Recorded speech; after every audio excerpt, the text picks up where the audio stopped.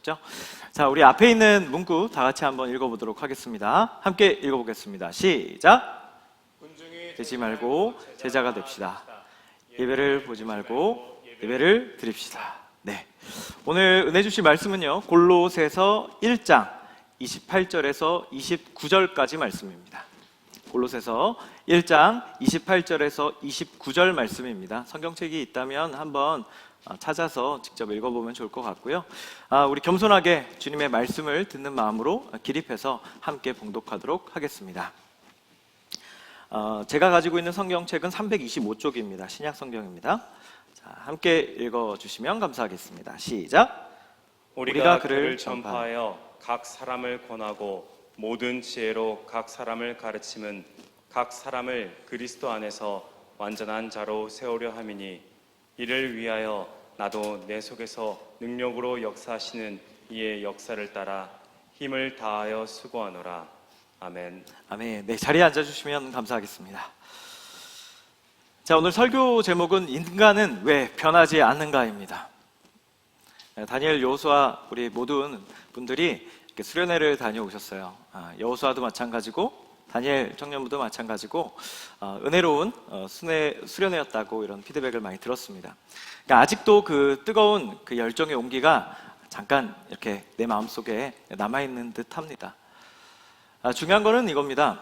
은혜를 받은 이후의 삶은 지속되어야 하는데 과연 여러분들의 마음 가운데 이 뜨거운 온기가 아직도 살아있습니까? 수련회를 다녀와서 좋긴 좋았는데 문제는 우리의 앞으로의 일상이죠. 그죠?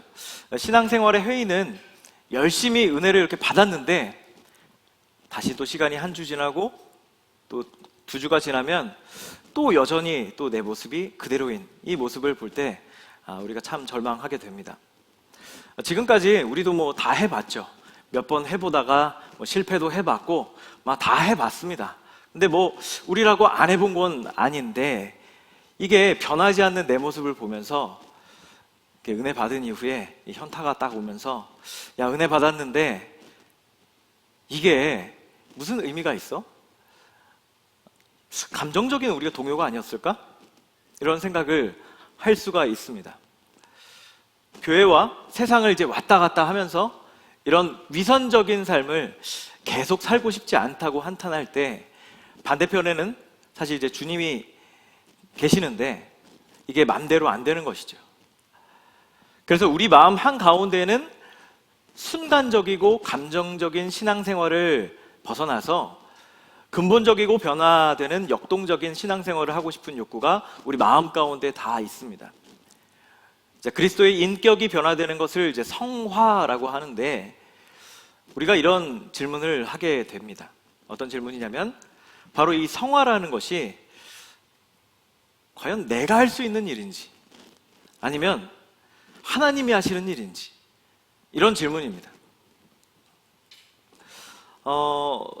이 단순한 질문의 답은 꽤나 복잡합니다. 아직도 많은 교단과 학자들의 논쟁이 있긴 하지만 성경적인 분명한 답이 있습니다. 공교롭게도 오늘 1, 2부 담임 목사님의 설교하고 또 제가 말씀드리는 내용이 굉장히 좀 맞닿아 있는 듯하다. 두 가지의 설교를 함께 들으시면 굉장히 여러분들의 삶에 또 신앙적인 삶에 균형을 맞출 수 있을 것 같다라는 생각이 좀 듭니다. 우리 개신교하고 카톨릭이 분리된 이유도 사실 이 거룩한 삶, 성화에 대한 입장차가 많이 벌어졌기 때문입니다. 가톨릭은 아시겠지만 선행을 많이 강조합니다. 근데 이게 지나쳐서 마치 이 선행하는 것이 구원의 절대 조건인 것처럼 우리가 많이 생각을 하게 되죠. 그런데 성화는 예수님을 믿고 시인하는 사람들에게 보이는 아름다운 변화지 그것이 구원의 티켓은 아닙니다. 또한 우리가 분명히 해야 될 것은 성취해야 되는 일이 분명히 있긴 하지만 하나님이 하시는 일, 이 둘 다를 내포하고 있는 것입니다. 그리스도인의 삶의 변화는 하나님께서 우리를 통해서 이룩하고자 하는 은혜의 역사이며 나의 수고를 통해서 이룩되는 하나님과 나의 협공작전입니다. 다시 말해서 하나님이 없어도 불가능하고 또 우리의 수고 없이도 온전히 이룩할 수가 없습니다. 자, 그러면 우리가 수련회 이후에 우리의 거룩한 삶을 유지하기 위해서는 어떻게 우리가 좀 생각해 봐야 될까요? 자, 일단 하나님이 하시는 역할이 있습니다. 자, 첫 번째는 성부 하나님입니다. 오직 하나님은 우리의 유익을 위하여 그의 거룩하심에 참여하게 하시느니라. 자, 거룩한 삶은 이미 하나님께서 성취하셨고요. 그 거룩하심에 우리의 유익을 위하여 참여케 하시는 겁니다. 자, 우리는 그냥 초대된 사람입니다. 자, 그러니까 다 차려놓은 이 밥상에 우리 이제 맛있게 먹도록 초대받은 그런 자들이다라고 생각하시면 되겠습니다. 자, 두 번째는 성자 예수 그리스도가 우리를 위해서 일하십니다. 이는 곧 물로 씻어 말씀으로 깨끗하게 하사 거룩하게 하시고 자기 앞에 영광스러운 교회로 세우사 티나 주름 잡힌 것이나 이런 것들이 없이 거룩하고 흠이 없게 하려 하심이라. 아멘. 예수께서 말씀으로 깨끗하게 하셔서 거룩하게 하신다라고 말씀하셨어요. 자, 그리스도인의 거룩은 선택이 아니라 필수입니다. 자, 그러니까 여러분들이 예수님을 믿는다면 여러분들에게 거룩한 삶은 그냥 따라오는 그런 삶이 아니라 여러분들이 무조건 해야 되는 필수다라고 말씀드려요. 자, 왜냐하면 우리가 거룩해야 영광스러운 교회가 세워질 수 있기 때문입니다. 자, 여러분들이 거룩해야 우리 서울 은현교회가 거룩한 공동체가 되는 겁니다. 자, 왜냐하면 교회는 건물이 아니라 믿는 자들의 모임이잖아요. 자, 그러니까 여러분들이 거룩하다면, 한 사람 한 사람 거룩하다면 동이 되고 구가 되고 시가 되어서 나라가 되는 것처럼 여러분 한 사람 한 사람이 거룩하다면 서울 은현교회는 여기 북가자동에서 거룩한 교회로 많은 사람들에게 불려질 겁니다. 자, 한두 사람이 한다고 되는 게 아닙니다. 저 같은 목사 한두 사람이 거룩해서 이 교회가 거룩해지는 게 아니라 여러분들 한 사람 한 사람이 다 거룩한 삶을 월요일부터 토요일까지 살아가셔야 되는 거예요. 그래야 서울 은영교회가 거룩한 교회가 됩니다. 자, 세 번째는 성령 하나님께서 하십니다. 처음부터 너희를 택하사 성령의 거룩하게 하심과 진리를 믿음으로 구원을 받게 하심이니. 네, 마지막으로는 성령님께서 우리를 도우시죠. 1647년 웨스트민스터 신앙고백 13장에는 이렇게 나와 있습니다. 성화는 예수 그리스도의 죽음과 부활을 통해 가능하며 그리스도의 말씀과 성도 안에 계시는 성령님에 의해서 가능하다. 네, 성부 하나님과 성자 예수님 그리고 이 성령님 함께 우리를 말씀 안에 거하시면, 말씀 안에 있기만 하면 거룩한 삶으로 우리가 들어갈 수 있다, 진입할 수 있다, 살아가도록 도우신다라고 말씀하십니다. 자, 여기까지는 여러분들 다들 많이 들어보셨을 거예요.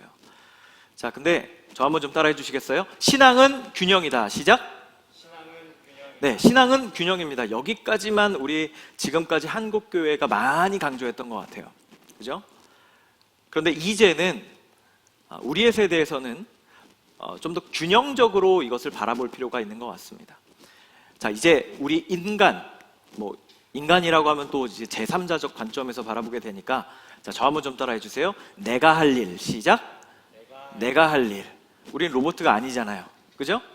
우리는 자유의지를 갖고 있는 인간이기 때문에 마땅히 우리가 해야 될 역할을 하나님께서 요청하십니다. 자, 그게 무엇인지 하나씩 한번 보도록 하겠습니다. 자, 첫 번째는 성도 각자가 거룩해지도록 노력해야 합니다. 자, 우리는 신앙생활 하다 보면 입버릇처럼 이런 얘기를 많이 해요. 내가 뭘 할 수 있어요. 그죠? 다 하나님이 하시는 일이죠. 이런 말을 습관적으로 많이 합니다. 자, 그러면서 은근히 이렇게 뒤로 빠지고 스스로의 게으름, 선택의 유보를 하나님의 일하심으로 정당화하기도 하죠. 자, 그러나 성경은 인간 또한 열심히 스스로 힘쓸 것을 가르칩니다. 하나님은 무엇이든지 할 수 있으시지만 인간의 이 자발적인 기쁨의 경주를 하길 원하신다는 거예요.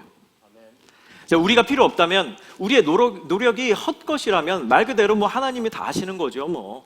저는 할 수가 없어요 라고 한다면 이 말씀은 성경에 없어야 됩니다. 하나님은 이런 말씀들을 통해서 여러분 각자에게 힘쓰고 연단하며 참된 것을 하라고 말씀을 하십니다. 자, 이미 하나님이 다 하실 수 있는데 뭐 제가 뭘 할 수 있겠어요? 뭐 다 죄악된 인간이죠. 이것을 뭐라고 하냐면 바로 정적주의라고 얘기합니다. 어차피 그분이 다 알아서 하시는데 저는 뭐 그냥 그분의 음성만 따라가겠습니다. 이런 태도를 신학적으로 정적주의적 신앙생활이라고 이야기합니다. 자, 우리 한국교회가 많은 사람들의, 또 믿지 않는 사람들을 전도해야 되는데 많이 못된 이유는 뭘까요? 어떤 범죄한 사람이 교회에서 드러났을 때 하나님이 하시죠. 우리가 무슨 남을 정죄할 수 있겠습니까? 이런 태도. 아니면 내가 열심히 살아가야 되는 일에도 불구하고 그런 것들을 하나님이 하시겠죠 라고 이야기합니다. 자, 이런 정적주의적 신앙생활에 오랫동안 여러분들이 정체되어 있을수록 여러분들은 성화되지 않습니다. 자, 오히려 믿으면 믿을수록, 신앙의 연차가 쌓이면 쌓일수록, 모태신앙일수록 신앙과 삶이 더욱더 편차가 벌어져서 이윽고는 무책임한 신앙인이 되는 것입니다.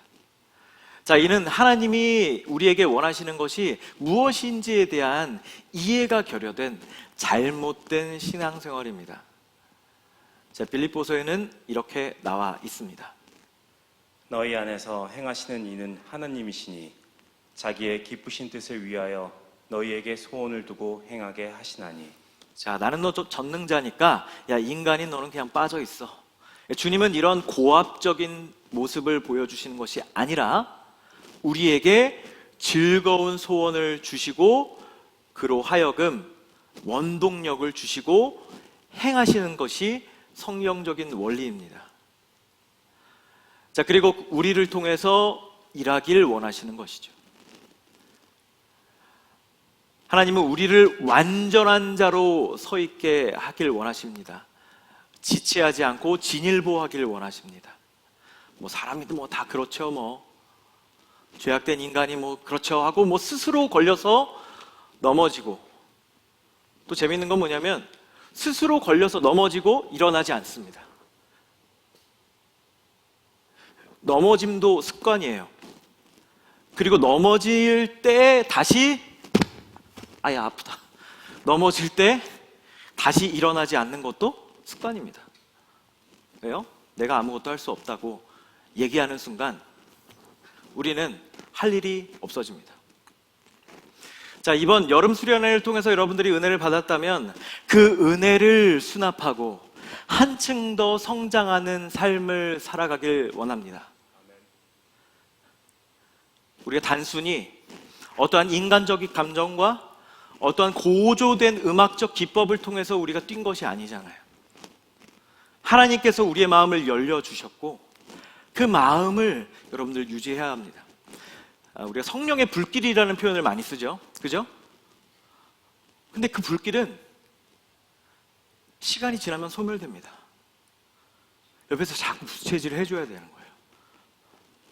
근데 여러분들의 마음 가운데 이제 2주간의 시간이 지났어요. 2주, 3주간의 시간이 흘렀습니다. 그 은혜의 불길이 소멸되고 있습니까? 아니면 계속 내가 부채질을 하면서 나 그 은혜를 잘 수납하겠습니까? 라는 태도를 갖고 계신가요?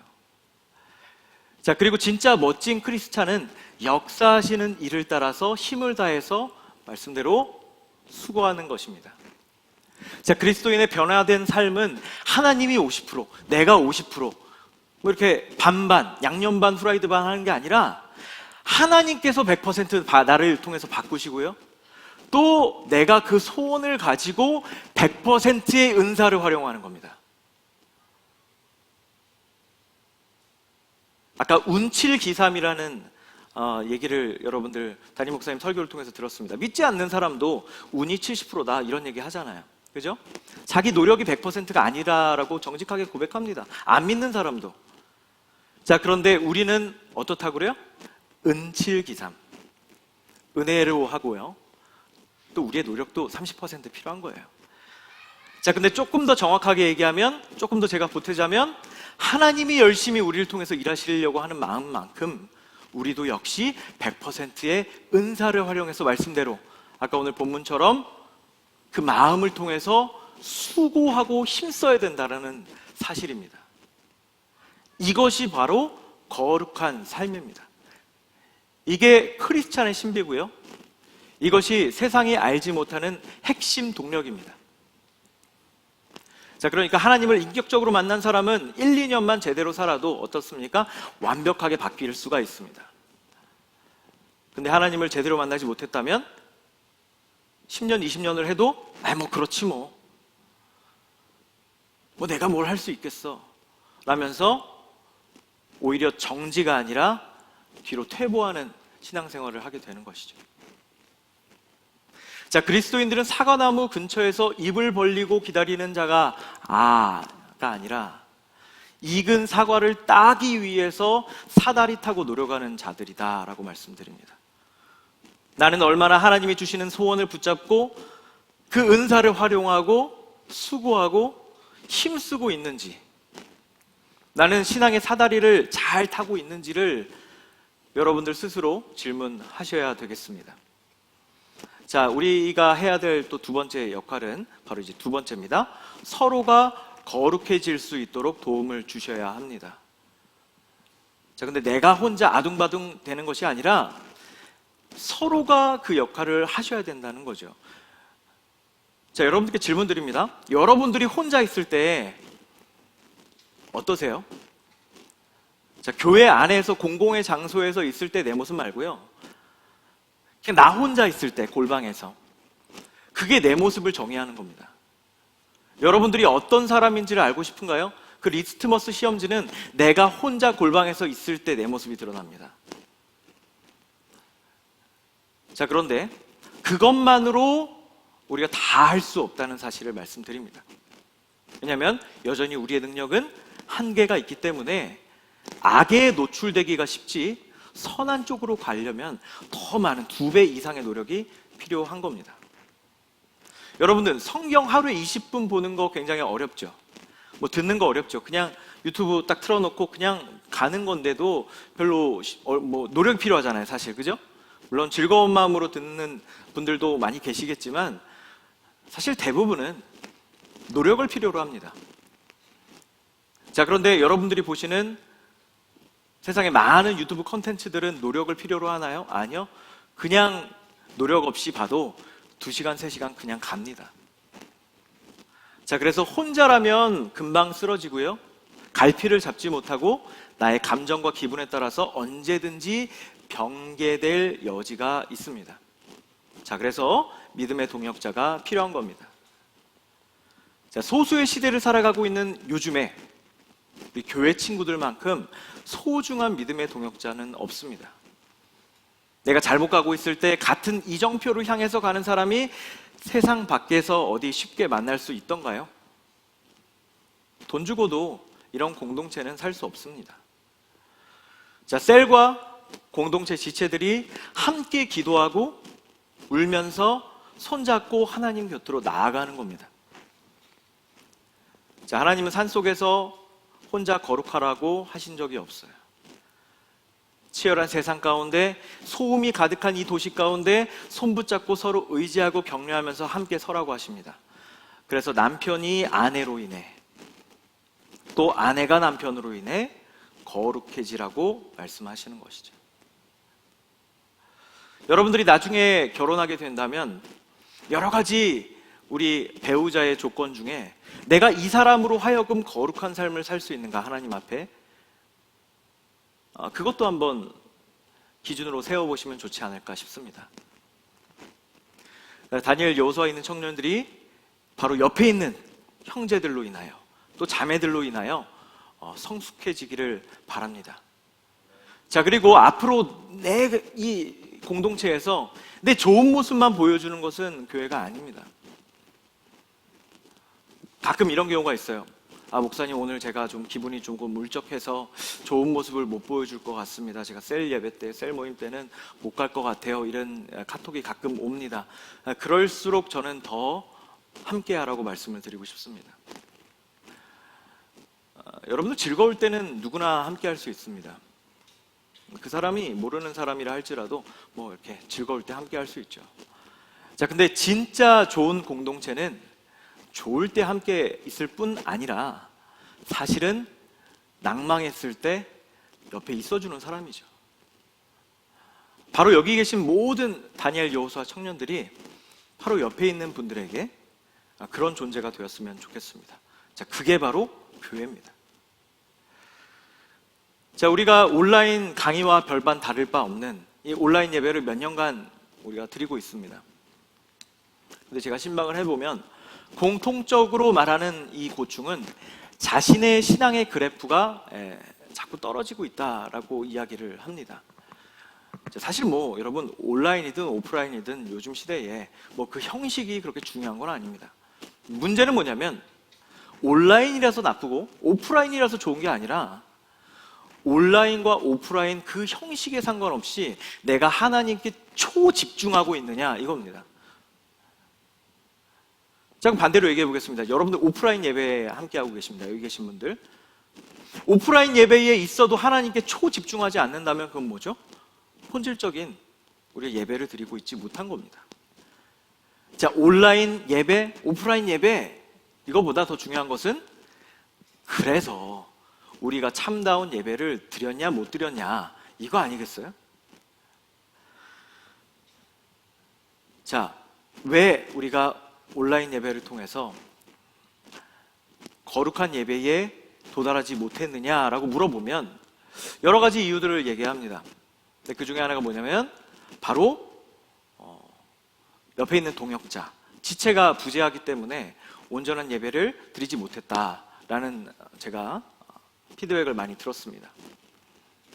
제가 지난주 금요일에 세들백 교회 아시나요? 혹시 들어보셨나요? 미국에 있는 세들백 교회에서 사역하시는 한 목사님과 또 이야기를 나누고 또 세미나를 함께 들었습니다.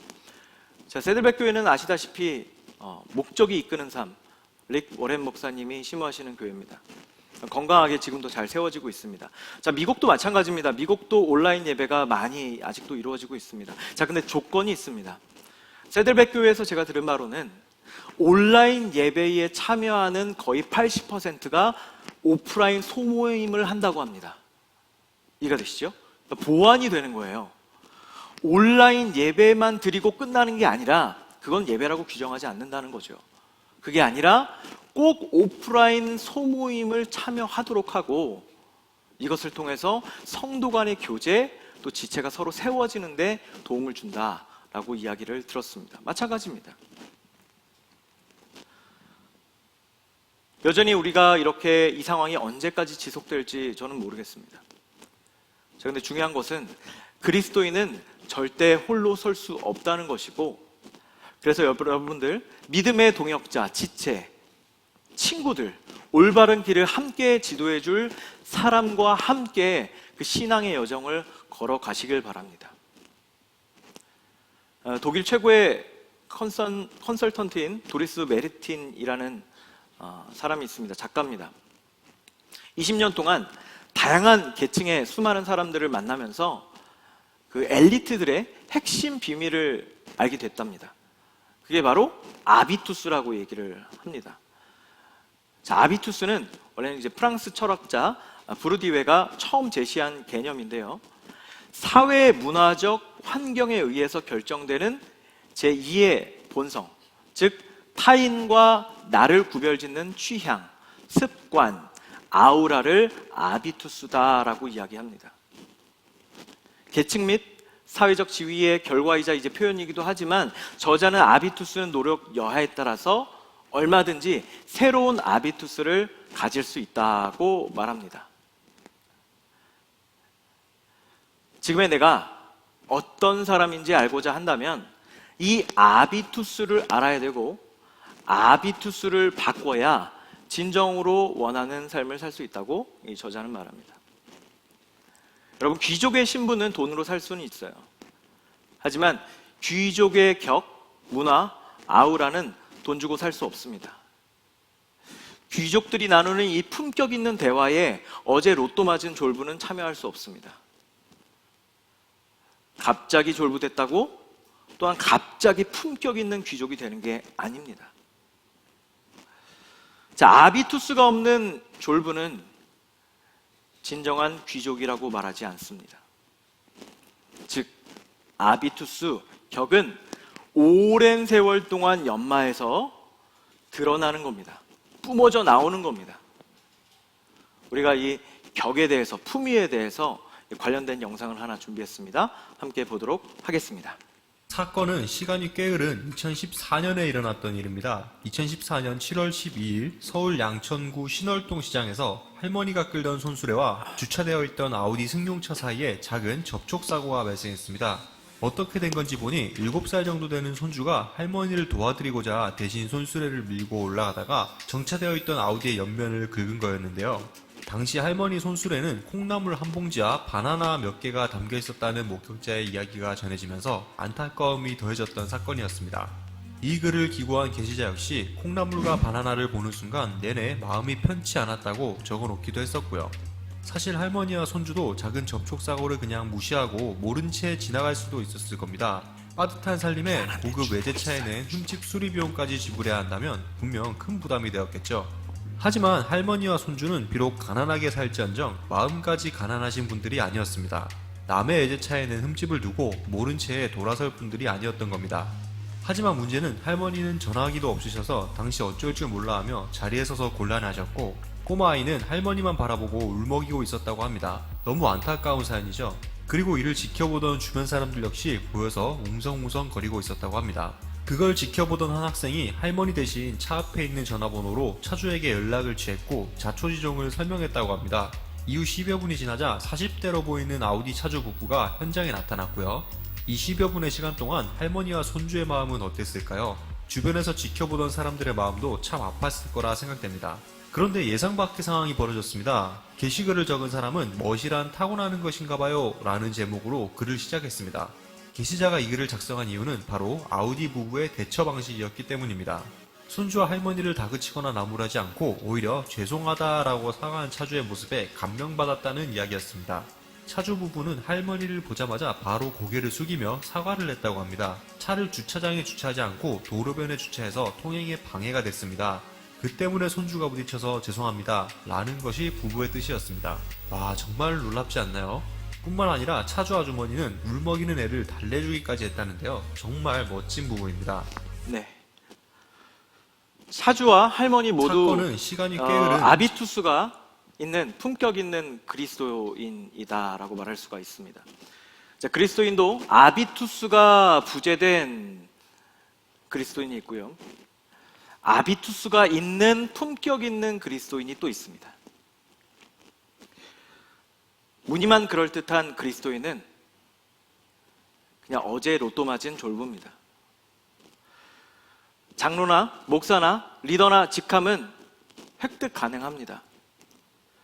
자, 그런데 그리스도적 아우라는 이 아비투스는 오랜 시간 동안 하나님과 동행하면서 조금씩 획득되는 것입니다. 자, 그리스도인의 아비투스는 바로 성화되는 삶. 여러분들이 수련회에서 받았던 그 은혜의 불길을 그냥 가만히 내버려 두면 꺼져버리거든요. 시간이 지날수록. 자, 근데 그걸 소멸시키지 않고 항상 가슴 안에 수납하며 살아가는 삶입니다. 자, 크리스찬의 아비투스는 점차 이렇게 서서히 진행되면서 점진적으로 1mm씩 자랍니다. 존 웨슬리 목사님은요, 순간적인 성화를 굉장히 많이 강조하신 분으로 유명합니다. 자, 그러니까 수련회 가야 된다, 충만한 은혜 받아야 된다, 공급이 없으면 영향력이 없다, 이렇게 주장을 하셨어요. 예, 맞죠? 맞는 말씀입니다. 자, 은혜 없는 신앙생활은 절대로 지속될 수 없습니다. 자, 말하자면 기름이 거의 없는 상태로 고속도로를 질주하는 차와 같습니다. 이 차는 곧 퍼질 것이고 한가운데 서게 될 것입니다. 달리고 있는 동안에는 모릅니다. 자, 우리에게 정기적인 수련회가 있다는 것은 어찌 보면 좋은 루틴입니다. 그 은혜를 정기적으로 우리가 수납할 수 있기 때문입니다. 얼마 전에 저희 다니엘 청년부의 한 지체는 자기 부모님에게 이렇게 이야기했다고 합니다. 엄마는, 어른들은 수련회가 없어서 불쌍해, 이런 얘기를 했다고 합니다. 우리가 정기적인 이 수련회를 통해서 은혜를 여러분들이 수납하는 것은 참으로 건강한 우리 신앙생활입니다. 또한 이 존 웨슬리 목사님은 거룩한 삶은 단계적이고 반복적으로 이루어져야 된다고 말씀하셨습니다. 그리스도인의 삶의 변화는 한순간이면서 또한 한순간을 잘 수납하기 위하여 연속적이고 반복적인 일상의 삶을 오늘도 뚜벅뚜벅 걸어가는 것입니다.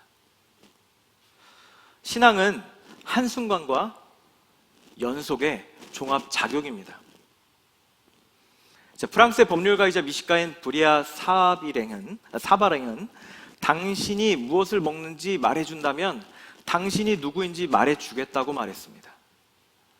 좋아하는 음식에 관한 취향과 선택은 자신의 사회적인, 경제적인, 문화적인 배경에 밀접한 관련이 있기 때문에 당신이 먹는 것을 들으면 내가 당신이 어떤 사람인지를 말해주겠다라는 거예요. 내가 읽는 책, 타인을 만났을 때의 제스처, 아이 컨택, 그리고 돈을 사용하는 곳, 취미생활, 이 모든 것이 나를 설명해 줍니다. 박해는 대포고 일상은 기관총이라는 말이 있습니다. 한 발의 위력은 약해도 쌓이면 대포보다 더 많은 피해를 끼치는 것이 이 기관총입니다. 여러분들은 신앙생활하면서 박해를 받고 있습니까? 물론 그럴 수 있겠지만 대부분의 사람들은 그 박해보다는 내 일상의 무너짐을 받습니다. 누가 너 믿지 말라라고 얘기하는 사람들보다는 그냥 일상을 살아가면서 내가 무너지는 경우가 훨씬 많은 겁니다. 사실 그래서 그리스도인들에게 적은 박해가 아니라 일상입니다.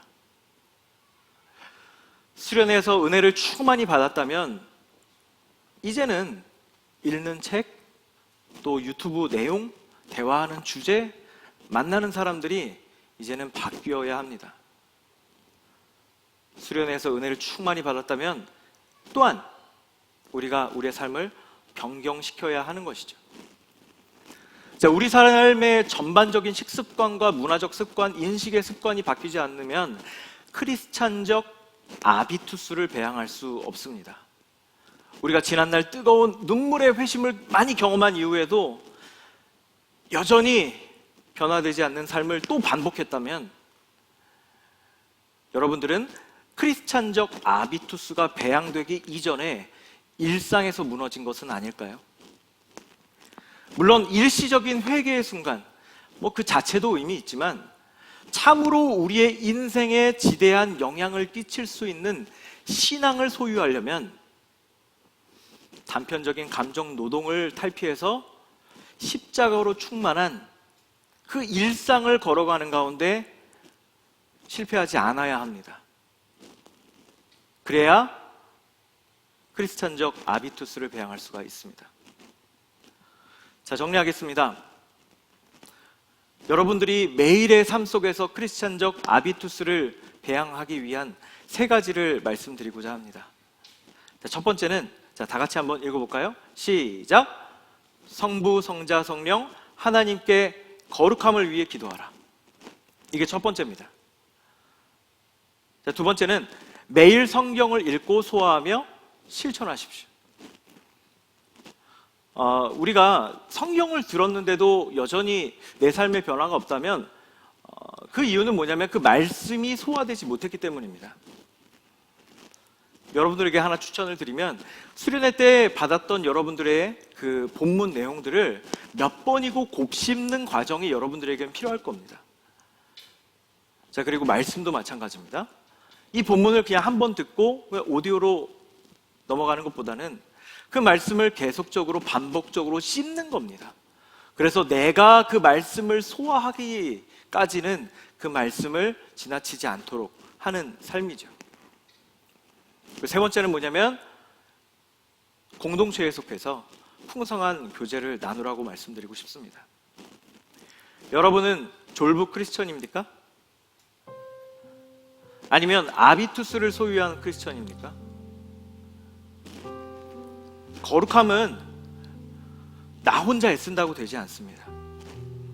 성부, 성자, 성령님의 도우심으로 가능합니다. 또 하나님만 일하신다고 내가 또 그런 삶을 살 수 있지도 않습니다. 하나님이 주신 그 마음을 그냥 날아가는 휘발성 은혜로 소진시켜 버린다면 그 수련회는 100번이고 200번이고 해봐야 여러분들의 삶을 바꿀 수 없습니다. 우리는 거룩한 삶으로 진입해야 합니다.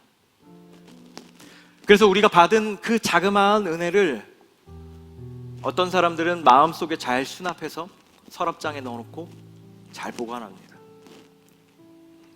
그래서 은혜를 받았냐 못 받았냐 이거보다는 여러분들이 그 은혜를 어떻게 수납하느냐, 어떻게 잘 보관하느냐, 그리고 일상에서 무너지지 않느냐, 이겁니다.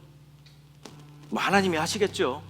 저는 몰라요. 제가 무슨 능력이 있겠어요. 이것은 겸손이 아니라 게으름입니다.